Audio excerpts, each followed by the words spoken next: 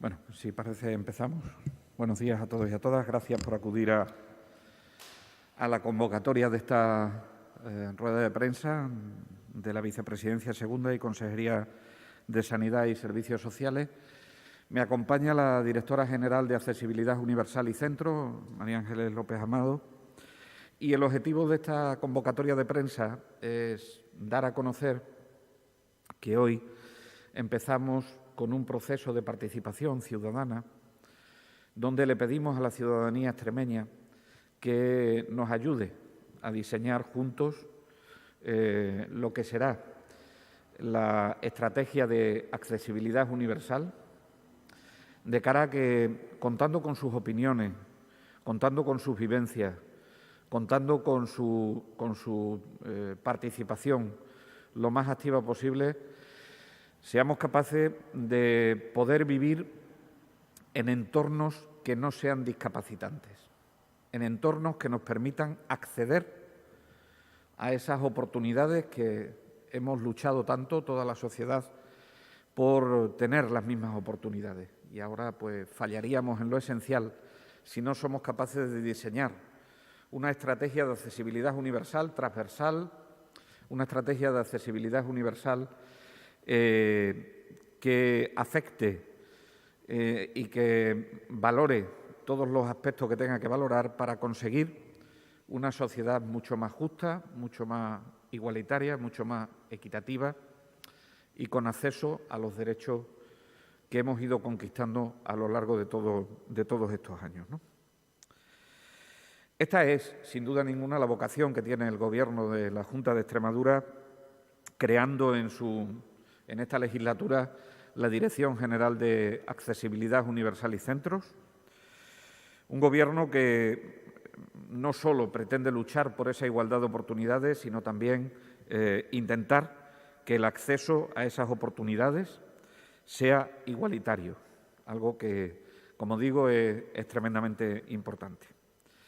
Por otro lado, siempre que se ha hablado de accesibilidad, se ha puesto el foco en la persona, y está bien, no creo que haya que desdibujar a la persona como el centro de las políticas, no solo en materia de accesibilidad universal, sino del resto, pero es verdad que así como hemos puesto el foco en la persona, en conocer cuáles eran sus capacidades para acceder a según qué derechos, también es verdad que hemos puesto poco foco en el entorno. Hemos puesto poco foco en el entorno. Y eso, pues, queremos cambiarlo con la estrategia de accesibilidad universal. Los entornos a los que me refiero, que son entornos que generan discapacidades, no solo son físicos, no solo son las rampas, no solo son eliminar escalones, no solo son que estén mejor iluminados. Hay otra parte de la accesibilidad, hay otra parte para que cualquier persona, independientemente de sus capacidades, pueda acceder a los derechos que afectan al ámbito cognitivo. Es decir, yo accederé a un derecho si entiendo lo que me están ofreciendo, si soy capaz de comprender cómo tengo que acceder a ese derecho. Y, en segundo lugar, también está el aspecto de la accesibilidad sensorial. Seré capaz de acceder a los derechos si soy capaz de poder entender las políticas, de poder entender el acceso a determinadas circunstancias, independientemente de que yo no pueda escuchar, de que yo no pueda ver, de que yo no pueda sentir, en definitiva, cómo tengo que acceder a ese derecho. Y esto es, en definitiva, lo que nos hemos propuesto, sabiendo que tenemos información sobre las dificultades en el acceso a los distintos derechos y más afectados también por la situación de la pandemia, que ha generado determinadas dificultades para el acceso. En las últimas encuestas de condiciones de vida, el porcentaje de personas que mostraban algún tipo de dificultad para el acceso a los derechos, independientemente, es de alrededor de un 28% de la sociedad en general. Y contra esa dificultad, contra ese 28%, es contra el que tenemos que luchar. Por eso iniciamos hoy este proceso participativo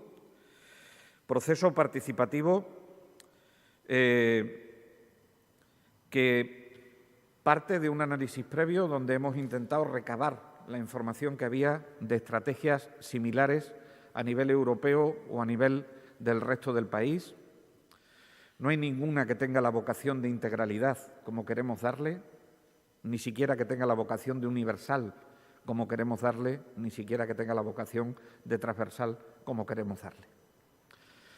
Y con ese objetivo de universal, de transversal, es por lo que hoy iniciamos este proceso participativo que se iniciará con una implicación de los extremeños, de las extremeñas en general, a ese proceso de participación, pero que también es un proceso de innovación, de crear, de innovar en una estrategia, de innovar en las políticas públicas que salgan como consecuencia de conocer las necesidades de acceso que tiene la población extremeña. Tendremos en cuenta la información que viene de la ciudadanía general, como les he dicho, también, por supuesto, de las administraciones públicas, también de la empresa privada y, por supuesto, de las entidades del tercer sector de acción social que tienen que ver con las personas que tienen determinadas dificultades para acceder a según qué derechos. Estamos hablando de las personas que tienen reconocida una discapacidad, sea del tipo que sea. Obtendremos información con un doble objetivo. Primero, conocer cuáles son las necesidades, como les decía, y en segundo lugar, con esas necesidades, encuadrarlas dentro de las áreas estratégicas en las que hemos pensado diseñar la estrategia de accesibilidad universal y que nos permitirá desarrollar políticas públicas y que sea un elemento que dure, que sea un elemento que permita marcar una hoja de ruta en el camino en el que, independientemente de cambios de gobierno, independientemente de la situación política en cada momento, en base a ese estudio de las necesidades de la población, seamos capaces de disponer de esa herramienta para la planificación y hacer una sociedad más justa. ¿Cómo lo vamos a obtener? Con dos herramientas fundamentales. La primera herramienta es un cuestionario donde cualquier ciudadano puede, a través de un cuestionario que se rellena relativamente rápido, bastante rápido, se pueden explicar cuáles son las necesidades de acceso o cuáles son las dificultades que encuentran para acceder a según qué derechos. Esa sería una primera parte. Una vez hecho ese cuestionario, una vez analizado ese cuestionario, a partir de ese momento se utilizarán unas técnicas de investigación cualitativa que se denominan grupos focales, que en realidad lo que pretenden es priorizar esas necesidades que ha expresado la ciudadanía extremeña, priorizar esas necesidades, ponerle un número de orden en la importancia en la que tenemos que abordar para finalmente que a través de distintas mesas de seguimiento podamos no solo implantar esas políticas, sino que también seamos capaces de seguirlas a lo largo del tiempo para ver si hay que intensificar alguna política que estemos viendo que es más necesaria en cada uno de los momentos, ¿no? Por lo tanto, es una estrategia que pretendemos que salga de la ciudadanía, que salga con la participación ciudadana, pero también es una estrategia que pretendemos que esté monitorizada a lo largo del tiempo y monitorizada por esas mesas participadas donde esté representada también la sociedad extremeña. El proceso participativo hemos estimado que nos llevará alrededor de entre 2 y 3 meses, con los que podremos contar ya con un primer avance de lo que será la estrategia. Se van a encuadrar las distintas necesidades que detectemos en algunas de las siguientes áreas estratégicas. La primera de ellas en el diseño de las políticas públicas en materia de accesibilidad universal. Creo que el sector público tiene que ser un sector tractor de toda la política de accesibilidad universal, o por decirlo de alguna manera, tenemos que dar ejemplo.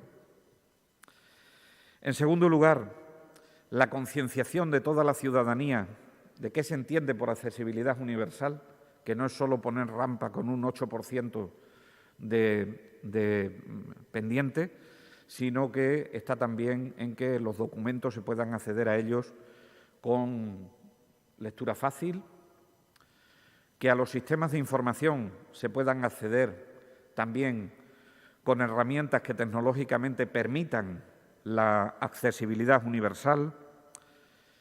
Por lo tanto, concienciación, es muy necesario seguir impregnando a la sociedad de todo lo que significa la accesibilidad universal, pero también formación específica.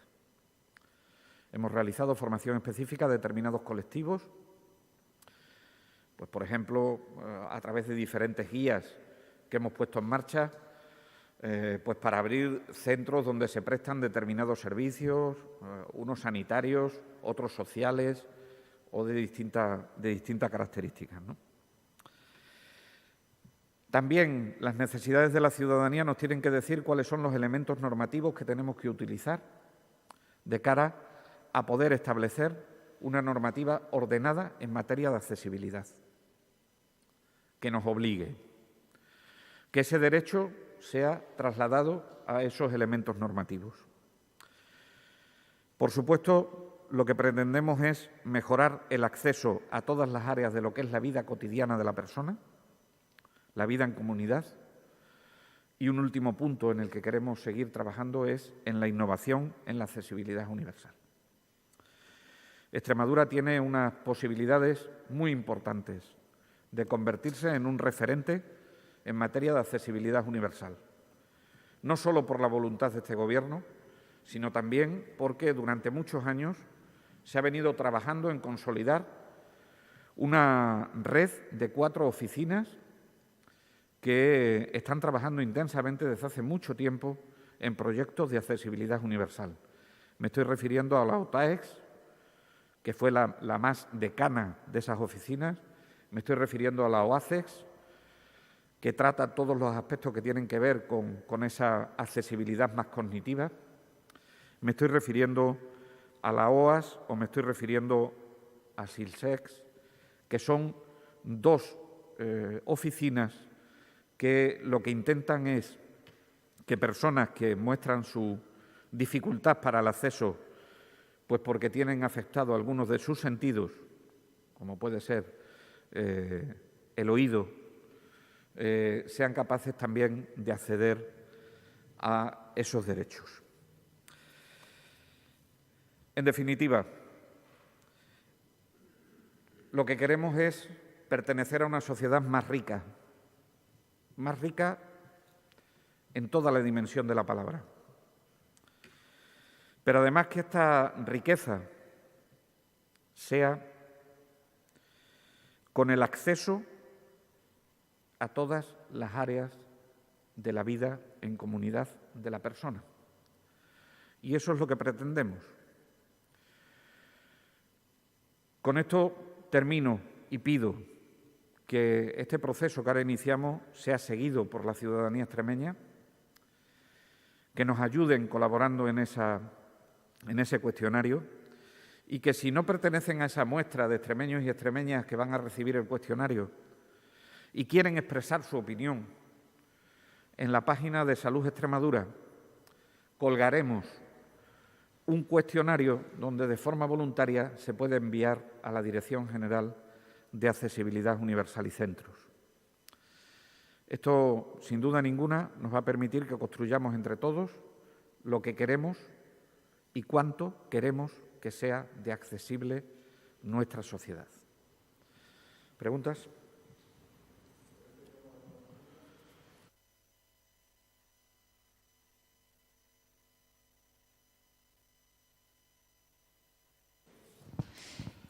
Buenos días. Creo que he entendido bien. Ha dicho que serán 2-3 meses de proceso de participación. ¿Cuál es el calendario que tienen pues previsto? Si empezamos hoy, a principios de marzo aproximadamente, finalizará el periodo de cuestionario, de tal suerte que seamos capaces de poder contar con un primer avance de esa participación y a partir de ahí empezarían a funcionar los grupos focales, que son grupos que trabajan en la priorización de esas necesidades para ir redactando ya un primer borrador que está ya redactado, pero que sin duda ninguna se va a enriquecer con este cuestionario y con estos grupos focales. Posteriormente, una vez que esté hecho ese borrador, se pasará al Consejo Regional de Accesibilidad Universal y, si lo aprueba, pues empezará a trabajar. La estrategia de accesibilidad universal queremos que sea una estrategia viva. Es decir, una vez que hoy se pulse el botón de iniciar, esto no tiene fin hasta que no acabe la vigencia de la propia estrategia, porque tenga que ser cambiada por una que tenga otros contenidos y ojalá sea para mejor, ¿no? Con lo cual, el calendario es ese. Hoy empezaremos con los cuestionarios, principios del mes de marzo empezaremos con los grupos focales y a partir de ahí terminaremos alrededor de abril, como mucho en mayo, para que tengamos un documento ya más consolidado de la estrategia de accesibilidad universal de la Comunidad Autónoma de Extremadura.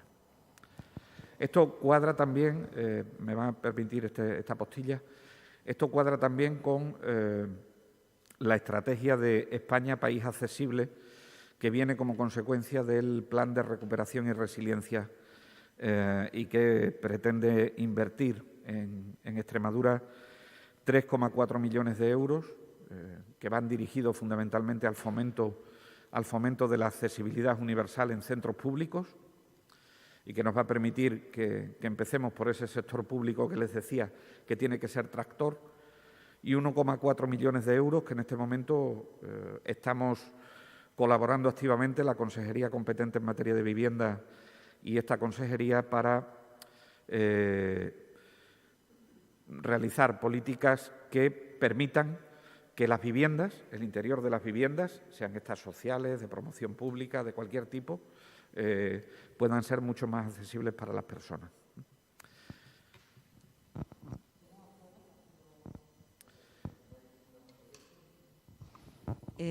Consejero, yo le quería preguntar por cuestiones que tienen que ver con la pandemia. Hay comunidades autónomas que plantean reducir por debajo de los 7 días las cuarentenas cuando hay una infección por COVID. Quería saber cuál es el planteamiento de Extremadura. La que diga la ponencia de alertas. Yo creo que ahora mismo hay un debate muy vivo sobre cuánto tienen que durar las cuarentenas. Muy vivo, digo, desde el punto de vista científico, muy vivo.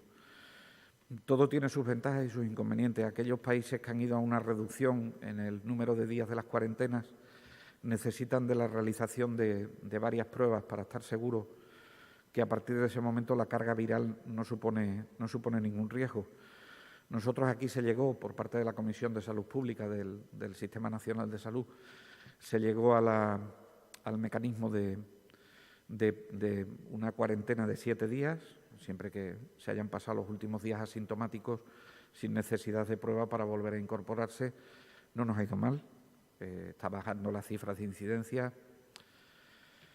Yo creo que desde mi punto de vista muy particular, es pronto todavía para plantear una reducción de las cuarentenas. En cualquier caso, es algo que debe estudiar la ponencia de alertas y en cuanto estemos seguros desde el punto de vista científico y técnico que esto es viable, pues que se haga, ¿no? Nadie creo que quiera mantener en cuarentena a una persona más de lo necesario. Entonces, pues en cuanto nos lo digan, pues así lo haremos. En cualquier caso, Las decisiones de estas características saben que en Extremadura siempre ha sido muy respetuosa con la Comisión de Salud Pública y lo seguirá siendo, ¿no? Yo creo que necesita un análisis, ya digo, por la variabilidad que hay con respecto a este tipo de circunstancias. Y además, hoy la ministra lleva el decreto del uso de mascarillas, Sí. desaparece la obligatoriedad en exteriores. Esto no quiere decir que deje de ser obligatorio, o sea, que no sea que sea obligatorio, lo diré bien, no llevar mascarilla en exterior. Hay que mantener ciertas precauciones, ¿no? Bueno, a ver, el que ayer el Consejo Interterritorial del Sistema Nacional de Salud, basado en los criterios iniciales de la ponencia de alerta, más lo que habían dicho los centros de control de enfermedades, tanto europeos como de Estados Unidos, sobre el uso de la mascarilla en exterior, nos llevó a consensuar algo que hoy la ministra llevará al Consejo de Ministros, que es la publicación en los próximos días, supongo que será mañana y pasado mañana entrará en vigor. Si no es así, pues será un día después de que se publique, que es eliminar la obligatoriedad de la mascarilla en el exterior. ¿Salvo en qué circunstancias? Salvo en eventos multitudinarios que se celebren de pie, puesto que ahí no está asegurada que con la movilidad de las personas se mantenga el 1,5 metros de distancia, o en aquellos eventos multitudinarios que se realicen sentados no se pueda mantener el 1,5 metros de distancia. Y aunque no se puede poner en el Real Decreto, sí que se estableció y se quedó de acuerdo en una recomendación, y es que las personas llevásemos nuestra mascarilla en el bolsillo, por decirlo de alguna manera, o en el bolso, de tal suerte que si vemos que hay un sitio donde creamos que hay una aglomeración, pues podamos utilizarla para protegernos. Esto lo que no dice es que obligatoriamente te la tengas que quitar en la calle. Es decir, aquellas personas que quieran seguir utilizándola, la pueden seguir utilizándola, si creen que ese es un buen mecanismo de prevención, pues porque tiene determinados problemas de salud, porque todavía no se encuentra segura esa persona para poder eliminarla. De ayer a hoy, ¿qué es lo que he visto?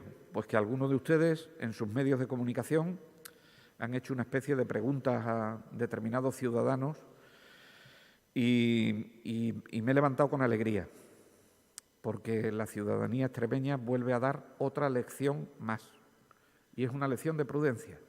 La mayoría de los que se expresaron, esto no es significativo estadísticamente, por supuesto, ni es el sentir de nada más lejos de eso, pero sí traduce un sentido común que ha acompañado a los extremeños y extremeñas durante todo este tiempo de afrontamiento de la pandemia. Y me van a permitir que lo celebre. Y me van a permitir que la eliminación de las mascarillas en el exterior se va a hacer con responsabilidad por parte de la ciudadanía extremeña. Y eso me alegra mucho.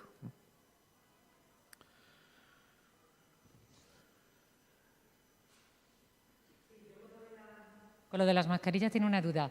¿Los niños en los recreos van a tener que llevar mascarilla a partir de este jueves? Es una duda que se nos planteaba. Pues mire usted, si con el plan de contingencia que tienen los centros educativos, en principio no deberían provocarse aglomeraciones en los patios de los colegios y, por lo tanto, en sentido estricto, la mascarilla no sería obligatoria. Ahora bien, si por cualquier circunstancia en el patio del colegio se da alguna de las circunstancias que les acabo de decir, pues entonces tendrían que utilizarla. Es decir, ¿los patios de los colegios es exterior? Sí. Pues se rigen por lo que diga el Real Decreto en el exterior. Consejero, también sobre la pandemia, bueno, estamos asistiendo a un descenso de los datos de incidencia acumulada. Creo que estamos en Extremadura en torno a los 2.100 a los 14 días, 800 y pico. El dato creo, de ayer era 2.100 2.100 y 2.105, creo.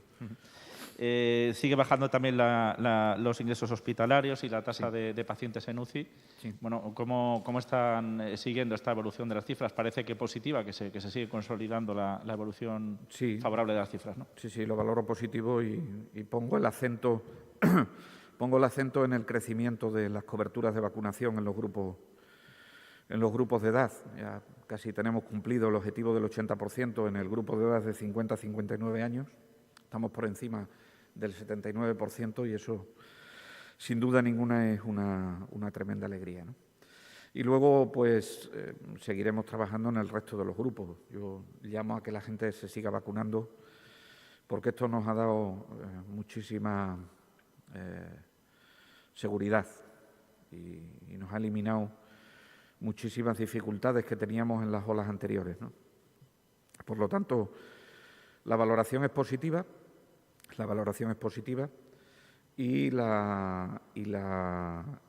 y más positivo todavía, y creo que ahí, si me permiten, voy a poner el acento, es en que la gente sigue acudiendo.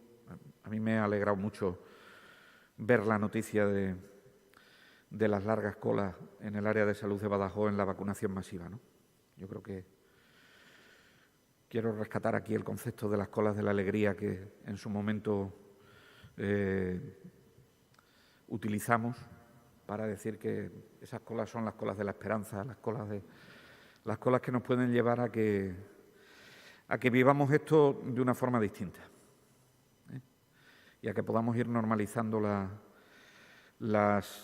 vida en los distintos aspectos de nuestra vida cotidiana y que seamos capaces de poder llegar a un momento en el que con otras métricas, centrándonos en la vacunación, que es lo importante en estos momentos, en la enfermedad grave, que es lo importante en estos momentos, seamos capaces de vivir una vida más normal, que yo creo que como sociedad nos merecemos. ¿Más preguntas? Pues muchísimas gracias a todas y a todos.